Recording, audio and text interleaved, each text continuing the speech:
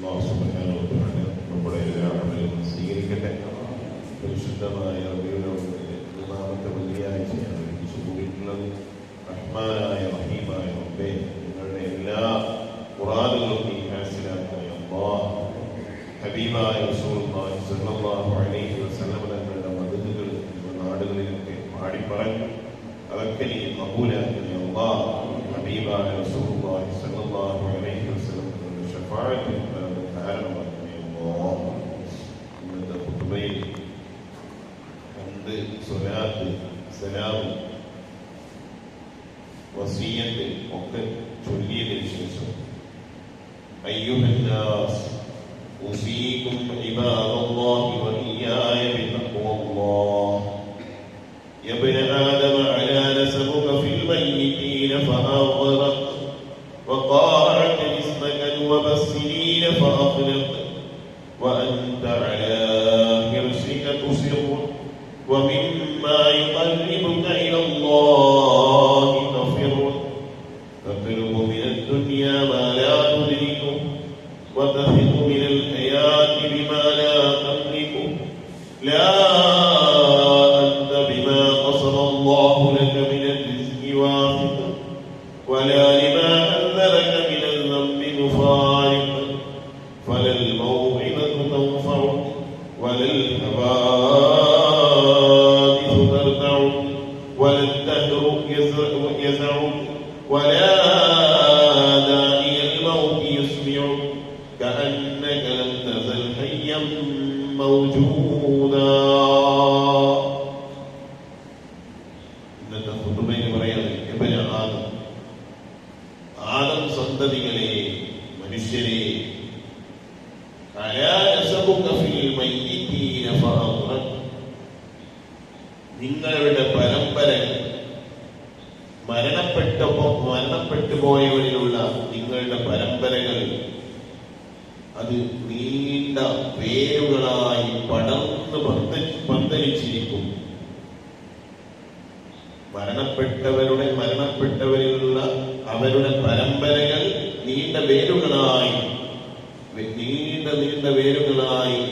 പരിണമിച്ചിരിക്കും.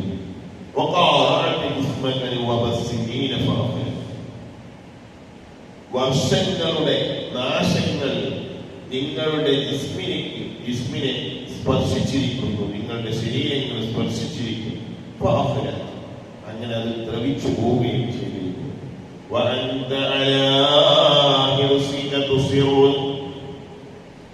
അവിടെയാണ് വിഷയം, നിന്നെ കുറിച്ച് പറയുമ്പോഴാണ് വിഷയം.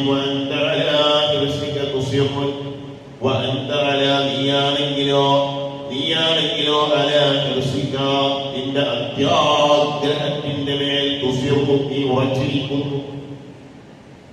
നീയാണെങ്കിൽ നിന്റെ പരമ്പരയ്ക്ക് മേലുകളെ അവര് ദ്രവിച്ചുപോയി, മണ്ണായി പോയിരിക്കുന്നു. അവർക്കും ഒരുപാട് ആഗ്രഹങ്ങളുണ്ടായി, ഒരുപാട് പ്രതീക്ഷകളുണ്ടായി, ഒരുപാട് കാര്യങ്ങൾ ചെയ്യണമെന്ന ഉദ്ദേശമുണ്ടായി. പക്ഷേ അവരൊക്കെ ദ്രവിച്ചു പോയിരിക്കുന്നു.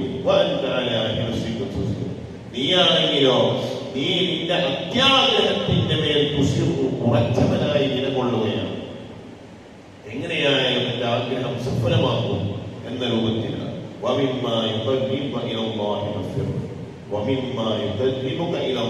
അല്ലാഹുവിലേക്ക് നീ അടുക്കുക എന്ന പ്രോസസ്സിൽ നിന്ന് നീയാണെങ്കിലോ ഒളിച്ചോടുകയാണ്.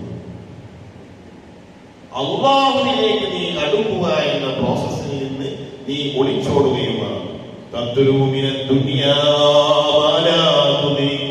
നിനക്ക് എത്തിക്കാൻ കഴിയാത്ത കാര്യങ്ങൾ ദുനിയാവിൽ നിന്ന് നീ തേടിക്കൊണ്ടിരിക്കുന്നു.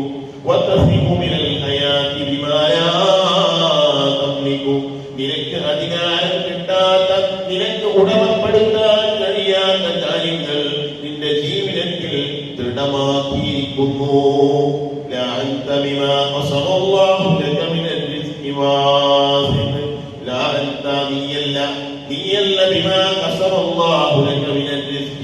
നിനക്ക് അല്ലാഹു ഓഹരി ചെയ്ത റിസ്കിൽ നിന്ന് നിനക്ക് അല്ലാഹു എല്ലാവർക്കും റിസ്ക് ഓഹരി ചെയ്യുമ്പോ നിനക്കും ഒരു റിസ്കുണ്ട്, നിനക്കും ഒരു ഓഹരിയുണ്ട്. ആ ഓഹരിയിൽ നിന്ന് നിനക്ക് അല്ലാഹു ഉറപ്പിച്ചതല്ലാതെ ഇല്ല.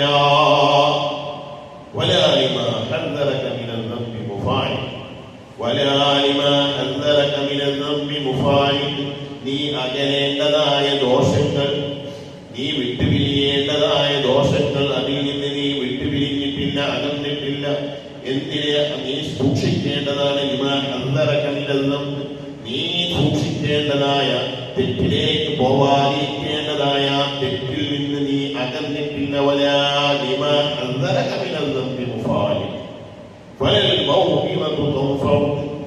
ഉപദേശങ്ങളോ വാളുകളോ നിനക്ക് ഉപകാരപ്പെടുന്നില്ല. മരണത്തിലേക്കുള്ള വിളിയാളങ്ങൾ നീ കേൾക്കുന്നില്ല.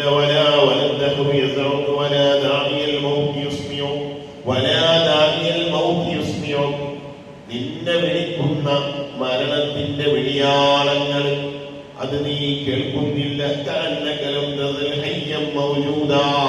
നീ കരുതുന്നത് ലം തസൽ ഹയ്യൻ മൗജൂദാ, നീ ജീവിക്കുന്ന ജീവിതം അത് കാലാകാലം നിനക്ക് ഉണ്ട് എന്നതാ. അല്ലാഹു റിസ്ഖല്ലാതെ റിസ്ഖ് ഓഹരി ചെയ്യുമ്പോൾ അല്ലാഹു നമുക്ക് നൽകിയ റിസ്ഖുണ്ട്, ഒരു ഓഹരി. ആ ഓഹരി അല്ലാതെ അതിൽ കൂടുതലൊന്നും കിട്ടില്ല. ഞാൻ അമ്പാനെ പോലെ പണക്കാരനാവണം, യൂസുഫ് അലിനെ പോലെ പണക്കാരനാവണം, അല്ലെങ്കിൽ ഓനെ പോലെ ബിസിനസ് ചെയ്യണം, അല്ലെങ്കിൽ അങ്ങനെയുള്ള ഏതെങ്കിലും ഒരാളെ കണ്ടുകൊണ്ട് അതുപോലെ ഞാനാവണം എന്ന് കരുതിയാൽ അത് നടക്കൂല. കാരണം എന്താ?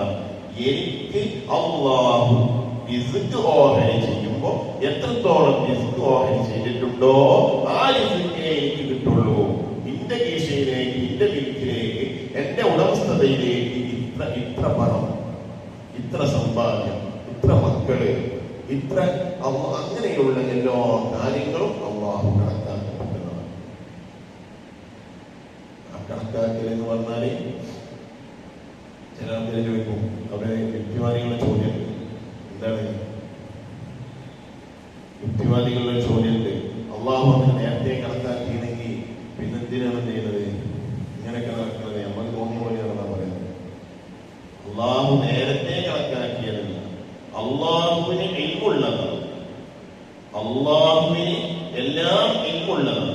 ഞാനൊരു വസ്തു ഉണ്ടാക്കുകയാണെങ്കിൽ ആ വസ്തുവിനെ പറ്റി പൂർണ്ണമായ അറിവുണ്ടായിട്ട് ആ വസ്തുവിനെ പറ്റി ഇന്നാലിന്റെ കാര്യങ്ങളൊക്കെ ചെയ്യണം എന്ന് നിർണയിച്ചതിന് ശേഷം ഞാൻ ആ വസ്തു ഉണ്ടാക്കുമ്പോൾ എനിക്കറിയാം അതിനെ കുറിച്ചുള്ള അറിവ്. അതുപോലെ നമ്മളെ പടക്കുമ്പോൾ പടച്ചോരറിയാം നമ്മളെ പറ്റിയുള്ള ഇത്. അങ്ങനെയാണ് അല്ലാഹു സുബ്ഹാനഹു വ തആല നമ്മളെ പഠിച്ചിട്ടുള്ളത്. അല്ലാഹുവിന്റെ അറിവുണ്ട്, ഇൽമുണ്ട്, സർവ്വ ഇൽമുണ്ട്. നമുക്കോ ഇൽമില്ല. അല്ലാഹുവിന് കാലമില്ല, അല്ലാഹുവിന് പ്രത്യേക കാലമില്ല. നമുക്ക് ഭാവി കാലം, ഭൂതകാലം, വർത്തമാനകാലം എന്നതിനകത്ത് ഒരു കാലനിർണയവുമുണ്ട്. അല്ലാഹുവിനൊന്നുമില്ല. ഏതായാലും അല്ലാഹു സുബ്ഹാനഹു വ തആല നമുക്ക് കണക്കാക്കി ആരീസ്. ചിലരുണ്ട്, പലരും ഗൾഫ് പോയി കണ്ടൊക്കെ എന്തെങ്കിലും അറബിനെ പറ്റി ചോദിച്ചത്. അവിടെ എന്താ ഉണ്ടാവുക വെച്ചാല് അലി റളിയല്ലാഹു അൻഹുവിന്റെ ഒരു കഥ. മഹാനായ അലി റളിയല്ലാഹു അൻഹു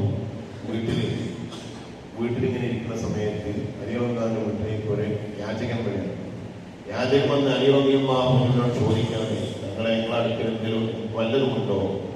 അപ്പൊ അലി റളിയല്ലാഹു അൻഹു അകത്തേക്ക് പോയി എന്റെ കയ്യിലുള്ളത് എടുത്ത് കൊടുക്കാമെന്ന് കരുതി അകത്തേക്ക് പോയി തിരിച്ചു വന്നപ്പോ ആ യാചകൻ കാണാനില്ല. യാചകൻ കാണാനില്ല. മുമ്പിലുണ്ടായിരുന്ന കുതിരയുടെ കടിഞ്ഞാണോ അല്ലെങ്കിൽ യുദ്ധവുമായി ബന്ധപ്പെട്ട എന്തോ സാധനം കാണാതായി. അത് കാണാനില്ല. അപ്പൊ അലി റളിയല്ലാഹുവിന്റെ അടിമ പറഞ്ഞത്, അലി റളിയല്ലാഹുവിന്റെ അടിമ, അലി റളിയല്ലാഹുവിന്റെ സേവകനായിട്ട് നിൽക്കുന്ന അടിമ പറഞ്ഞ്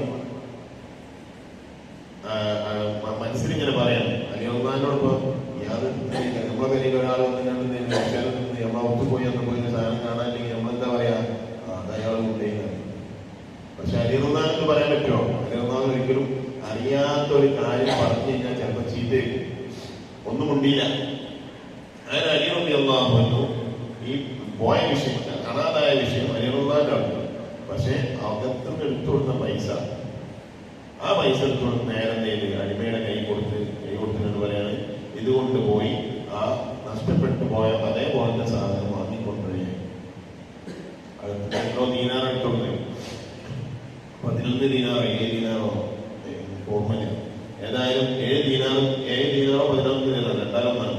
അങ്ങനെ അകത്തുനിന്ന് അലി റളിയല്ലാഹു അൻഹു എടുത്തുകൊടുത്ത ദീനാർ തന്റെ അടിമയുടെ കൈ കൊടുത്തിട്ടുണ്ട്. ആ പോയ അതേപോലത്തെ സാധനം വാങ്ങിക്കൊണ്ടാൻ കൊണ്ടിരുന്നു. അങ്ങനെ അങ്ങാടിയിൽ പോയപ്പോണ്ട് ഒരാൾ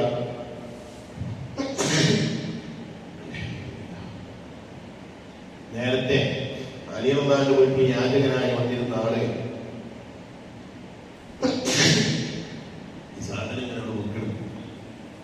ഈ സാധനം ഇങ്ങനെ അവിടെ വിൽക്കണം, ഇതാർക്കും വേണ്ടി വെച്ചിങ്ങനെ വിൽക്കണം. അപ്പൊ ഇത്രയും ചോദിച്ചപ്പോ അലി റളിയല്ലാഹു അൻഹു കൊടുത്ത ആ ദീനാറുണ്ട്, അത് 11 11 7 അത്രയാണ് അയാള് ഇതിനുള്ള വിലയായിട്ട് അയാൾ പറഞ്ഞത്. ആ വില കൊടുക്കും ചെയ്ത് ആ സാധനം വാങ്ങി വിലയും കൊടുക്കും ചെയ്തു.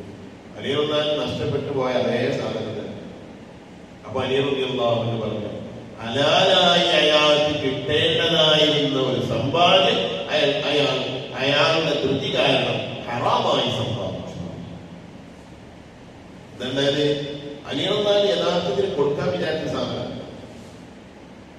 കൊടുക്കാൻ വിചാരിച്ച പൈസ, ആ കൊടുക്കാൻ വിചാരിച്ച ആ പൈസ അതന്നെ അയാൾക്ക് കിട്ടിയത്. പക്ഷെ ആരും കിട്ടിയത് അലി റളിയല്ലാഹു അൻഹു കൊടുത്തിട്ട് വാങ്ങിയതായിരുന്നു. പിന്നെ വാങ്ങിയത് എങ്ങനെയാണ്? ഹറാമായ അങ്ങനെയൊക്കെയാണ് നമ്മൾ എന്ത് ചെയ്യാം, മലയാളം പഠിച്ചത്. മലയാളം പഠിച്ച യഥാർത്ഥത്തിൽ എന്തെങ്കിലും തരാൻ വിചാരിച്ചേക്കാണ്, പഠിച്ചോ നമുക്ക് തരാൻ കണക്കാക്കിയ രിസ്ക്കേക്കാണ്. അത് നമ്മൾ ഹറാമായി സമ്പാദിക്കും. ഹലാലായി കിട്ടേണ്ട ഒരു സാധനം ഹറാമായി നമ്മൾ സമ്പാദിക്കും. അതിന് കാരണം എന്താ? നീ നിന്റെ അലച്ചയുടെ മേൽ, നിന്റെ അത്യാഗ്രഹത്തിന്റെ മേൽ ഉറച്ചവനാണ്. നിന്റെ അത്യാഗ്രഹം അതിന്റെ മേൽ നീ ഉറച്ചിരിക്കുക. എന്റെ അത്യാഗ്രഹങ്ങളൊക്കെ സാധിക്കും. അവിടെ മനസ്സിലാക്കേണ്ടത് എന്താണ്? ആദ്യം പറഞ്ഞ് എന്ത് നീണ്ട വേരുകളായി നിന്നിൽ നിന്ന് മരണപ്പെട്ടു പോയവരൊക്കെ പരമ്പരക്ക് നീണ്ടു പോയിട്ടുണ്ട്. എന്നാലോ നിന്റെ ശരീരം വർഷങ്ങളോളമായിട്ട് നാശം സംഭവിച്ച് ദ്രവിച്ചു പോവുകയും ചെയ്തിട്ടുണ്ട്. അല്ലാഹു സുബ്ഹാനഹു വ തആല തൗഫീഖ് നൽകട്ടെ. അവസാനം അതിനെ ബോധനമാക്കിയിട്ട്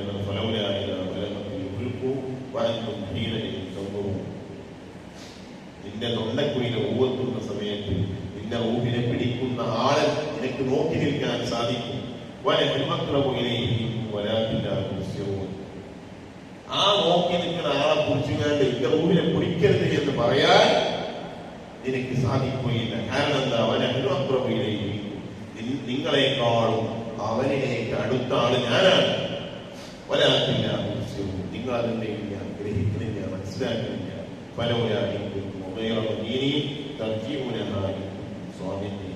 സത്യമായിട്ടും ആത്മാക്കള് എന്നിലേക്ക് അല്ലാഹുവിലേക്ക് മടങ്ങുമെന്ന ചിന്ത നിങ്ങൾ വേണം. അല്ലാഹു സുബ്ഹാനഹു വ തആല മനസ്സിലാക്കി തൗഫീഖ് നൽകട്ടെ. അൽഹംദുലില്ലാഹി റബ്ബിൽ ആലമീൻ. اللهم صل على سيدنا محمد وعلى آل سيدنا محمد. اللهم സ്വീകരിക്കണേ അല്ലാഹ്. നീ ഇഷ്ടപ്പെട്ട അമലായി കബൂലാക്കണേ അല്ലാഹ്. റഹ്മാനായ അവർക്കൊക്കെയും ഉഫ്റത്തും റഹ്മത്തും നൽകണേ അല്ലാഹ്. പല പള്ളിക്കാട്ടിലും അന്ത്യവിശ്രമങ്ങളോട് ബന്ധപ്പെട്ട പലരും ഉണ്ട്. അവർക്കൊക്കെയും ഉഫ്റത്തും റഹ്മത്തും നൽകണേ അല്ലാഹ്. പരിശുദ്ധമായ വെള്ളിയാഴ്ച ദിവസത്തിന്റെ എല്ലാ ശ്രേഷ്ഠതകളും കരസ്ഥമാക്കിയ ആളുകളിൽ ഞങ്ങളെ കൊടുക്കണേ അല്ലാഹ്. സ്വീകരിക്കണേ അല്ലാഹ്. ربنا آتنا في الدنيا حسنة وفي الآخرة حسنة وقنا عذاب النار. آمين برحمتك يا أرحم الراحمين. بحق